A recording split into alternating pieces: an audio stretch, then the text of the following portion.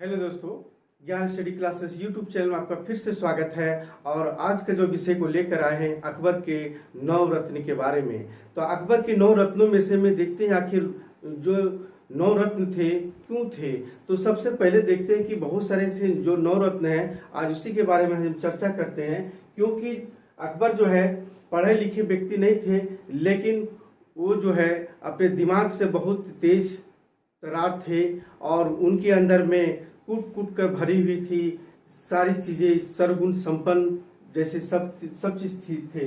लेकिन अपने दरबार में जो है इनके 9 रत्न थे, जो 9 रत्नों के सहारे से और उनके सहयोग से, सलाह से जो है आगे का कार्य नीति बनाते थे अपने। तो इसलिए देखते आइए हम लोग जो है बीरबल के बारे में कि बीरबल कौन थे। बीरबल जो है, ये बीरबल का जन्म जो है कालपी में हुआ था और इसे जो है न्याय और विभाग का प्रमुख बनाया था। इनका मूल नाम महेश दास था, क्योंकि ये बहुत ही चतुराई और स्वामी भक्ति के कारण जो है अकबर को खुश किया करते थे।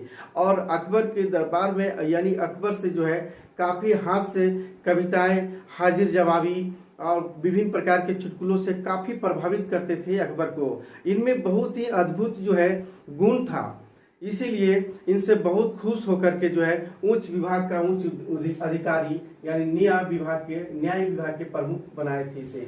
इसे कविराय की जो है उपाधि दिया गया था और राजा का भी उपाधि दिया गया था। सबसे पहले देखते हैं जब अकबर ने दीन इलाही धर्म को प्रारंभ किया था तो हिंदुओं में से सर्वप्रथम पहला एक ही व्यक्ति जो था दीन इलाही धर्म को जो है दीन इलाही धर्म को स्वीकार किया था। सिर्फ महेशदास अर्थात बीरबल ही किया था। क्योंकि इनके साथ में देखते हैं कि अकबर और बीरबल में काफी जो है घनिष्ठता संबंध था और काफी एक दूसरे का जो है करीब थे और इससे बहुत काफी खुश हुआ करते थे। लेकिन कश्मीर के अभियान के समय में जब कश्मीर पे अभियान किए तो यूसुफजाई जातियों के द्वारा जो है मारे जाते हैं कश्मीर में। तो इससे जब मृत्यु हो गई बीरबल की तो अकबर को बहुत ही दुख हुआ और कई दिनों तक जो है खाना भी नहीं खाया और बहुत ही अफसोस हुआ उन्हें बीरबल की जाने के बाद। इसके बाद देखते हैं तानसेन। तानसेन कौन थे? तानसेन और एक हो गया बीरबल। तानसेन का मूल नाम क्या था? रामतनु पांडे। 1506 ईस्वी में ग्वालियर में इनका जन्म हुआ था। लेकिन इनके प्रथम गुरु जो थे रामदास और दूसरे गुरु मोहम्मद गोश जी थे। पहले ये जो रीवा के जो राजा या शासक रामचंद्र के दरबार में रहते थे, ये रामचंद्र के दरबार में रहते थे। बाद में जो है अकबर के दरबार में जो है आए थे। तो इस तरह से देखते हैं कि तानसेन जो है वो संगीत कला के जो है बहुत ही जो है संगीत वादक थे। अबुल फजल से इससे काफी प्रभावित हुआ था। सबसे पहले जो अबुल फजल से काफी प्रभावित हुआ इनसे, इनकी संगीतज्ञ को लेकर। तो अकबर को सुझाव दिया अबुल फजल ने कि इसे भी जो है 9 रत्नों में शामिल किया जाए। तो अकबर अपने दरबार में बुलाए और उस तरह से जो है संगीतज्ञ का एक जो है उनके दरबार में आकर के अकबर को काफी खुश किया। अकबर संगीत का कला प्रेमी था ही, लेकिन तानसेन के संगीत को जब सुने तो अकबर मंत्र मुग्ध हो गए और इस तरह से उसे 9 रत्नों में शामिल किया गया। इनकी उपाधि जो है, जो पूछा जाता है, कंठाभरण वाणी विलास की जो है ये इनकी उपाधि थी। राग जो निकाले थे संगीत वादक जो थे, मियाँ की टोरी और मियाँ की मल्हार और दरबारी कन्हारा, ये बहुत ही प्रसिद्ध है। तो ये जो है तानसेन के द्वारा जो है निकाली गई है। तो इसके बाद हम देखते हैं टोडरमल। ये टोडरमल कौन थे? ये पहले जो है टोडरमल शेरशाह के जो है वित्त मंत्री थे। ये टोडरमल क्या थे? वित्त मंत्री थे। अब वित्तीय मामलों को देखने वाले जो है यही थे शेरशाह के समय में। लेकिन बाद में जो है ये अकबर के दरबार में आए। अकबर के दरबार में आए तो राजस्व एवं वित्त मंत्री का पद दिया गया, जिसे दीवान अशरफ भी कहा जाता है।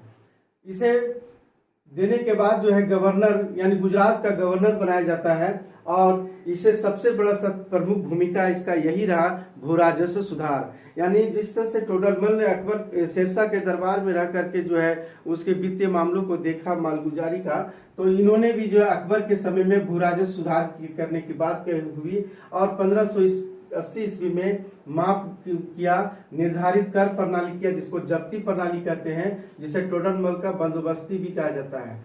क्या कहा जाता है? टोडरमल का बंदोबस्ती भी कहा जाता है, इनकी जब्ती जो प्रणाली था। फिर बाद में जो है 10 साल बंदोबस्ती पद्धति किया गया, यानी 10 वर्ष की जितनी भी आयु होती थी उसकी उत्पादन की उसी के आधार पर जो है 10 साल बंदोबस्ती पद्धति लागू किया था। कहा जाता है कि विश्व की प्रथम मापन प्रणाली तैयार करने वाला यही टोडरमल था इसके। तो इस तरह से जो है टोडरमल जो है मालगुजारी भारत भू राजस्व सुधार के बहुत बड़े सूत्रधार थे और इससे काफी प्रभावित हुए, और इसीलिए जो है टोडरमल जो है इनके 9 रत्नों में से थे। इसके बाद हम देखते हैं जो है अबुल फजल के बारे में। अबुल फजल कौन थे? अबुल फजल हम देखते हैं कि जो है ये भी मुख्य सलाहकार के रूप में थे, साहित्यकार के रूप में भी थे। इनका पूरा नाम जो था अबुल फजल इब्न मुबारक था, क्योंकि इनकी रचना सबसे बड़ी प्रसिद्ध क्या है? अकबरनामा। क्या है? अकबरनामा, और दूसरा है हमारा आईने अकबरी। ये 2 प्रसिद्ध जो है रचना करके काफी प्रसिद्धि हुए थे, यानी अबुल फजल से। और अबुल फजल से काफी जो है खुश भी हुआ करते थे, क्योंकि अबुल फजल कुशाग्र बुद्धि के थे।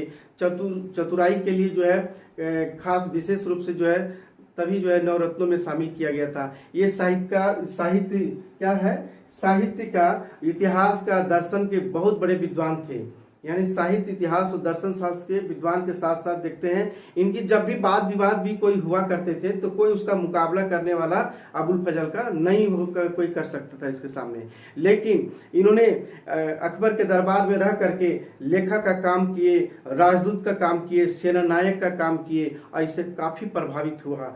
तो इस तरह से देखते हैं कि जो है बाद में एक और है कि फारसी अनुवाद किया था पंचतंत्र को, अनवरत सदात के नाम से ये पंचतंत्र को जो है किए थे।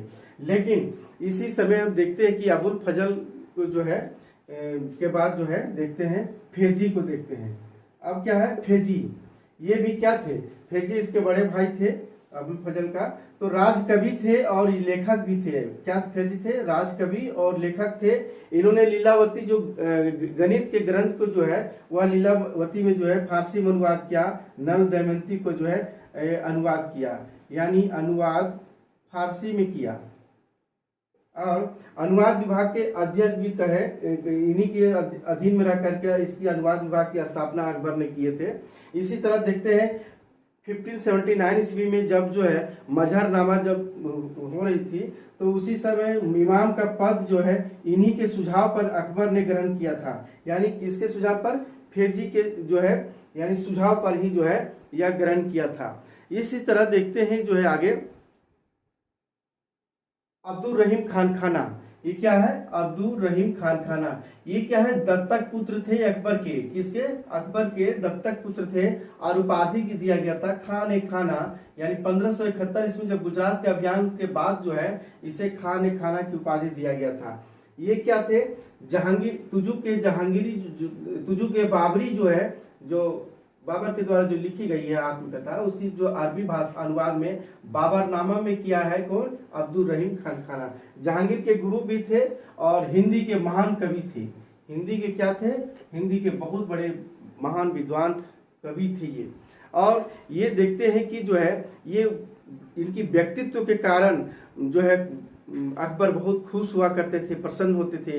उच्च कोटि के विद्वान थे, कवि के रूप में थे। ये फारसी का, अरबी का, संस्कृत, यानी फारसी अरबी सब का जो है, यानी फारसी अरबी संस्कृत, यानी अरबी फारसी संस्कृत और जितने भी ये तुर्की का भी थे, तुर्की भाषा का भी, तुर्की के जो है राजस्थानी भाषा का भी जो है इन्हें काफी ज्ञान था। राजस्थानी भाषा का भी जो है काफी ज्ञान था इसे अब्दुल रहीम खान खाना को। तो इसी तरह देखते हैं गुजरात तक के अभियान के लौटने के बाद ही जो है खाने खाना की उपाधि जो है अब्दुल रहीम को खाने खाना की उपाधि दिया गया था। इसके बाद देखते हैं हुकाम। क्या है? हकीम हुकाम जो है ये एक सलाहकार के रूप में थे और रसोई घर के जो है प्रधान भी थे।